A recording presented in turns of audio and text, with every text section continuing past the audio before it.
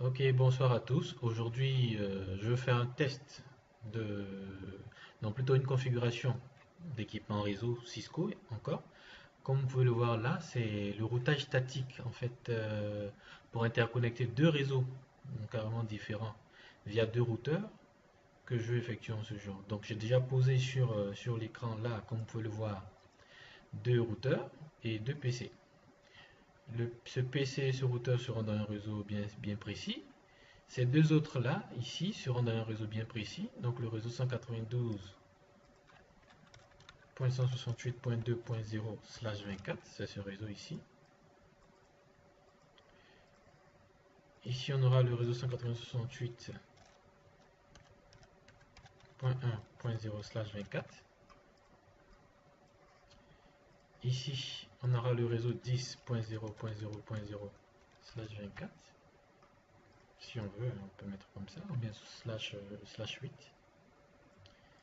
Bon, laissez-moi mettre slash 8. Voilà, ça ressemblera à quelque chose.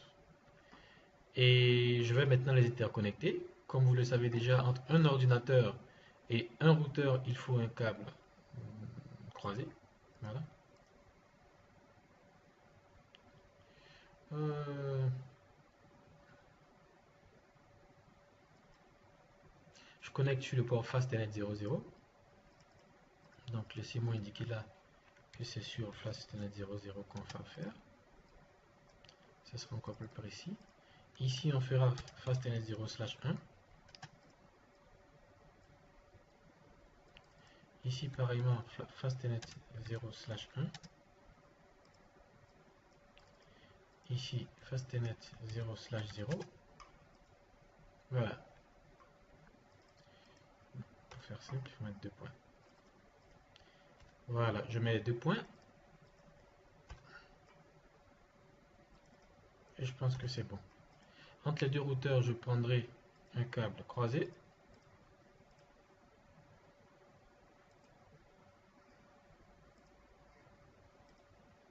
J'aurais bien pu utiliser un switch pour interconnecter le poste et le routeur.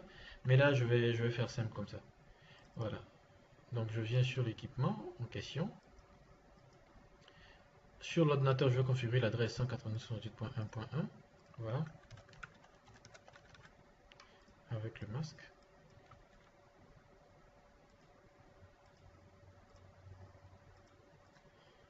« 192.168.2.1 » avec le masque. Comme je vous l'avais dit tantôt, ici, il y a raison de mettre une passerelle par défaut. Parce qu'en fait, la machine qui est là doit communiquer avec un autre réseau. Donc il faut indiquer la 192.168.1.254 comme son adresse de passerelle. Voilà. Donc je complète. 192.168.1.254. Et cette machine, pour communiquer avec les autres réseaux, doit passer par cette interface sur laquelle il y aura l'adresse 2.254. Donc il faut également que je complète ici sa passerelle.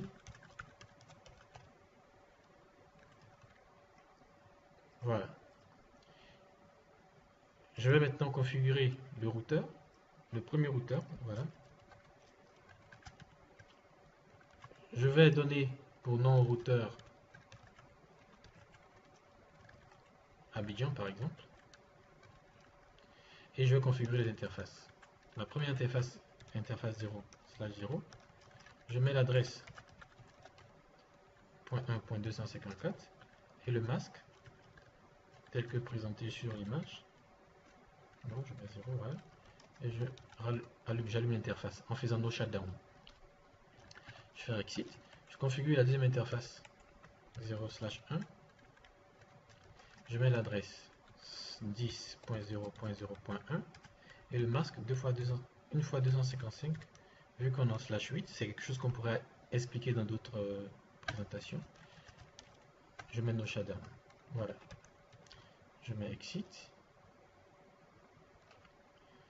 Je viens maintenant sur ce routeur là. Je fais no. Je vais le configurer en lui donnant un nom. Je vais l'appeler Boaké par exemple. Ici, je vais mettre configurer l'interface Fastnet 0/0. Voilà, 192.168.2.254. Le masque 3 x 255.0. J'allume l'interface.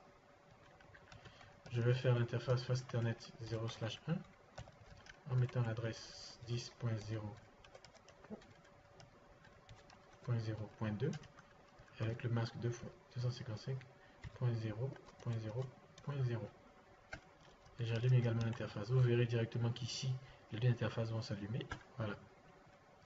C'est bon. À ce stade-là, normalement, je devrais pas pouvoir faire un ping de la 1.1 vers la 2.1. Vous allez voir pourquoi. Je vais essayer d'abord pour vous présenter. Imaginez-vous que je tente de pinguer la 2.1 qui est l'adresse IP de l'autre machine. Vous voyez, il dit Destination Host Unreachable. La machine n'arrive pas à joindre la 2.1, comme vous avez pu le voir là. Et cette réponse lui a été donnée par la 1.254. Donc le routeur informe le PC ici qu'il n'arrive pas à joindre la 2.1. Et cela en fait s'explique simplement. C'est parce que tout simplement un routeur de façon basique connaît les différents réseaux auxquels il est directement connecté. Donc ce routeur là connaît bien le réseau 1.0, il connaît bien le réseau 10.0, mais il ne connaît pas le réseau 2.0. Pour qu'il puisse connaître le réseau 2.0, il faut annoncer sur ce routeur de façon statique, ou je dirais peut-être de façon dynamique, mais de façon statique, puisque c'est ce test qu'on veut faire, l'adresse de ce réseau. Voilà. Je vais vous présenter rapidement la table de routage de ce routeur en faisant show IP route. Vous voyez ici, ce routeur dit qu'il connaît la 10.0.0 à laquelle il est directement connecté. Il connaît la 192.68.1.0 à laquelle il est directement connecté. Par contre, il ne connaît pas 192.168.2.0 avec lequel nous avons demandé à ce qu'il communique tout à l'heure. Donc on va rentrer une route statique, de sorte à ce que ce routeur puisse connaître également ce réseau. Donc je fais configuration terminal. Je vais rentrer une route, IP route. Donc ici je rentre IP route pour qu'il puisse ajouter une route en indiquant le réseau 192.168.2.0, le masque de ce réseau,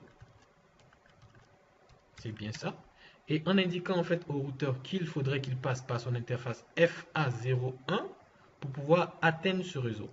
Donc je complète en mettant FA01. Voilà. À ce stade, si je tente encore un test de ping, ça ne va pas marcher. Je vais vous expliquer pourquoi. Je lance le ping. Et si vous remarquez, le message d'erreur a changé. Ici, au départ, c'était Destination Host Unreachable. Maintenant, c'est Request Timeout. Pour dire qu'il connaît bien la route, maintenant, mais il ne reçoit pas de réponse. Le seul élément qui fait qu'aujourd'hui, ce routeur ne reçoit pas de réponse, c'est parce qu'en fait, ce routeur-là ne connaît pas le réseau 1.0. Donc, si nous mettons également une route ici pour indiquer à ce routeur comment faire pour joindre le réseau 1.0, le problème sera définitivement résolu. Mais bien avant ça, je voudrais vous présenter ici encore la table de routage pour que vous puissiez voir qu'il y a une nouvelle route qui s'est ajoutée. Vous voyez là maintenant, il met 2.0 directement connecté via Fastnet 01. Voilà. Donc je vais configurer ici